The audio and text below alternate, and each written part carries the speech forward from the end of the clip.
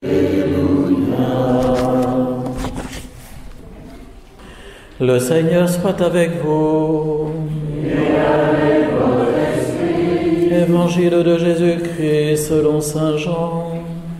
Gloire à toi, Seigneur. En ce temps-là, les yeux levés au ciel, Jésus priait ainsi. Père saint, garde mes disciples unis dans ton nom, le nom que tu m'as donné, pour qu'ils soient un comme nous-mêmes. Quand j'étais avec eux, je les gardais unis dans ton nom, le nom que tu m'as donné. J'ai veillé sur eux, et aucun ne s'est perdu, sauf celui qui s'en va à sa perte, de sorte que l'écriture soit accomplie. Et maintenant que je viens à toi, je parle ainsi dans le monde, pour qu'ils aient en eux ma joie, et qu'ils en soient comblés. Moi, je leur ai donné ta parole, et le monde les a pris en haine, parce qu'ils n'appartiennent pas au monde, de même que moi, je n'appartiens pas au monde. Je ne prie pas pour que tu les retires du monde, mais pour que tu les gardes du mauvais. Ils n'appartiennent pas au monde, de même que moi, je n'appartiens pas au monde. Sanctifie-les dans la vérité, ta parole est vérité. De même que tu m'as envoyé dans le monde, moi aussi, je les ai envoyés dans le monde. Et pour eux, je me sanctifie moi-même, afin qu'ils soient eux aussi sanctifiés dans la vérité. Acclamons la parole de Dieu. Louange à toi, Seigneur Jésus. Prochain, nous célébrerons la fête de la Pentecôte et aujourd'hui, 7e dimanche de Pâques, nous recevons comme passage tiré de la Bible, en première lecture, un épisode qui est assez méconnu et qui s'est produit dans les jours qui ont précédé la Pentecôte et qui est celui du remplacement de Judas. Vous avez entendu, comme moi, comment les apôtres ont voulu, dans ces 10 jours qui précèdent entre l'Ascension et la Pentecôte, où ils ont été en prière au Cénacle, la chambre haute, sans doute le même lieu qui était celui de l'Eucharistie, et qui se trouve actuellement à Jérusalem, sur le mont Sion. Au rez-de-chaussée, il y a la tombe de David, et au premier étage, il y a cette salle qui a été refaite par les croisés, et donc qui est de style gothique, mais qui est le lieu vénéré de l'institution de l'Eucharistie le jeudi saint, et puis de la Pentecôte. Eh bien, les apôtres ont été là pendant une dizaine de jours à prier, et on nous dit qu'ils étaient 120. Vous avez entendu, il n'y avait pas que les 12, enfin il n'était plus que 11, mais 120 personnes, dont Marie. Et ils sont restés dans la prière pour se préparer à accueillir le Saint-Esprit. Une première indication qui peut nous laisser penser que les jours qui viennent, par exemple, vous pouvez essayer de plus veiller dans la prière pour demander au Seigneur de vous envoyer l'Esprit Saint, vraiment, et de vous ouvrir à l'Esprit Saint, et de vous-même manifester que vous vous ouvrez à la présence du Saint-Esprit. Et puis alors, ils ont pris conscience que Jésus avait fondé l'Église sur 12 apôtres, et que maintenant il n'était plus que 11, et que ce n'était pas normal par rapport à ce que Jésus avait voulu. Autrement dit, ils ne se considèrent pas comme propriétaires de l'Église en faisant comme ils veulent, mais ils veulent la remettre dans l'état où Jésus l'avait fondée.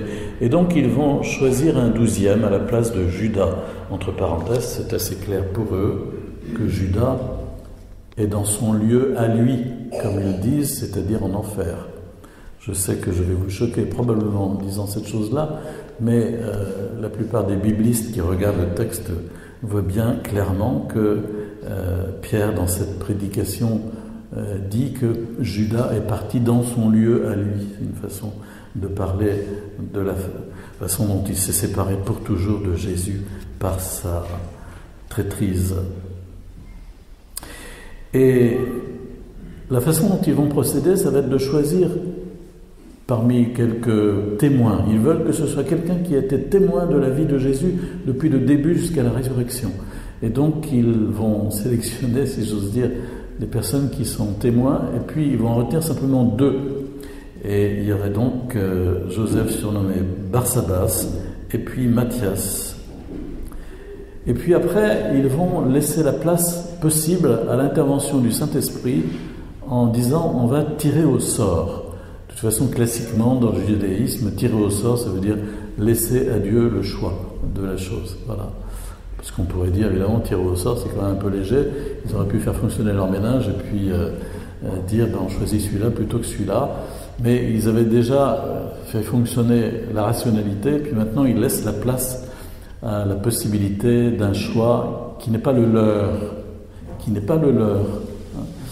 Et ils vont tirer au sort, et le sort va tomber sur Matthias. Et Matthias va donc être mis au rang des 12. On ne nous parlera plus jamais de Matthias d'ailleurs dans l'Écriture. Très curieux, mais Matthias a été l'un des évangélisateurs, je ne sais plus très bien où, parce qu'il faudrait retenir ça par cœur, et mes neurones ne sont plus en état de le faire. Et voici qu'il mourra martyr comme les autres. Le seul des 12 qui ne soit pas mort martyr, c'est Saint Jean, l'auteur de l'Apocalypse, des Épîtres et puis de l'Évangile, qui est mort, dit-on, très très âgé, puisque on peut dater la rédaction de ces écrits entre 95 et 100, donc à la fin du 1er siècle. Enfin voilà un épisode important à nous dire, de nous dire que l'Église doit reposer sur le choix que Jésus avait fait de 12 personnes, et aujourd'hui les évêques sont les successeurs des 12. Et donc ils ont une place particulière dans l'organicité de l'Église. C'est très important, cette façon de regarder que l'Église est composée de façon organique, et non pas n'importe comment. Et puis dans l'Évangile, nous avons entendu Jésus prier, c'est le jeudi saint, un peu avant. Il a fait une longue prière, et il a demandé au Père une chose importante: garde mes disciples unis. Mais après, il ajoute unis dans ton nom, le nom que tu m'as donné. C'est un peu curieux comme prière, n'est-ce pas? On sait que dans la Bible, là encore, le nom, ça représente la personne. Et donc, quel est ce nom que Dieu a donné à Jésus?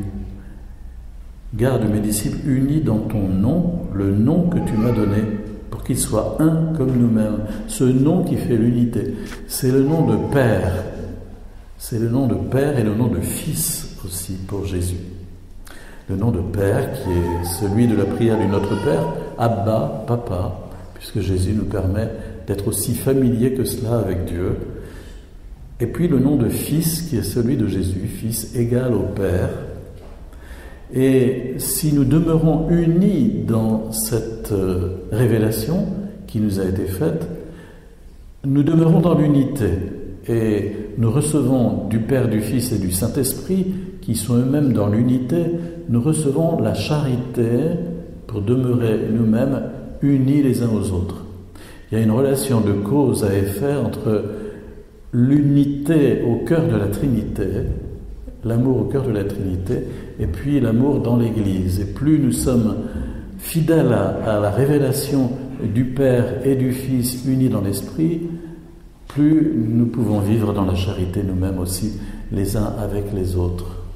Et Jésus a demandé ça au Père, cette grâce, que son Église demeure fidèle à cette révélation qu'il avait faite d'un Dieu trinitaire. Nous pouvons nous dire que tous les chrétiens qui croient que Dieu est Père, Fils et Saint-Esprit, qu'ils soient catholiques, qu'ils soient orthodoxes, qu'ils soient protestants ou d'autres confessions encore, cette réalité trinitaire les unit vraiment, leur donne vraiment d'être dans l'unité, même s'il y a par ailleurs des divisions doctrinales qui demeurent importantes, mais voilà, c'est le socle profond de l'unité. Et Jésus le demande vraiment. Et il dit, j'ai veillé sur eux et aucun ne s'est perdu, sauf celui qui s'en va à sa perte. Et il désigne là Judas. Autrement dit, celui qui s'en va à sa perte, c'est pas un hasard. Judas a collaboré lui-même à son éloignement du Christ. C'est pas c'est pas une sorte de prédestination qui lui tombait dessus. Il fallait bien, n'est-ce pas, un traître. Donc voilà, il y avait Judas. En même temps, ça veut dire aussi que quand Jésus a choisi les 12, il a choisi Judas, et même le jeudi saint, il y avait Judas qui a participé à l'institution de l'Eucharistie et qui a reçu la grâce d'entendre « vous ferez cela en mémoire de moi », donc la grâce du sacerdoce aussi. Et nous demeurons libres même au sein de la réalisation d'une vocation. C'est très important à dire aux jeunes ça, parce qu'ils ont toujours la trouille de s'ils répondent oui à Dieu, qu'ils n'auront plus aucune liberté, ils sont ficelés. Non, au cœur même d'une vocation, nous demeurons libres, car il faut toujours redire oui, et malheureusement on peut dire non et se fermer. Et Judas restait libre, et Judas a fait malheureusement un choix qui n'était pas le bon. Alors Jésus prie ainsi, et il dit, moi je leur ai donné ta parole, et le monde les a pris en haine parce qu'ils n'appartiennent pas au monde. Et Jésus va dire ça 3 fois. Je ne prie pas pour que tu les retires du monde, mais pour que tu les gardes du mauvais. Ils n'appartiennent pas au monde, de même que moi je n'appartiens pas au monde. Qu'est-ce qu'il faut entendre là? C'est que le monde peut être entendu en 2 sens. Le monde, c'est le monde dans lequel nous vivons, et on n'est pas en dehors de ce monde-là, évidemment. Mais il y a aussi le monde au sens johannique, c'est-à-dire au sens des forces qui s'opposent à Dieu au cœur même du monde, et un monde qui est pécheur et qui se ferme à Dieu. Et Jésus dit que par le choix qu'il a fait des 12, il les a tirés du monde pour les rattacher au Père, au Fils et à l'Esprit. Ils ne sont plus du monde. Ça veut dire que nous-mêmes, par notre baptême, nous avons été mis à part. Et nous sommes raccrochés à l'amour même de la Trinité. Et nous avons à en témoigner dans le monde, évidemment. Mais c'est important d'entendre ces paroles que Jésus dit. Et il prie pour que nous soyons gardés du mauvais. Et dans le texte, c'est avec un M majuscule, du mauvais, du malin, du démon, de Satan. Parce qu'il est celui qui cherche à diviser et à nous éloigner de cette révélation de Dieu Trinité. Demeurons dans la prière pendant ces quelques jours qui nous séparent de la Pentecôte. Ouvrons-nous à l'Esprit Saint, demandons l'Esprit Saint pour nous-mêmes, pour tous ceux que nous aimons qui nous sont proches, pour notre paroisse et pour le monde entier aussi.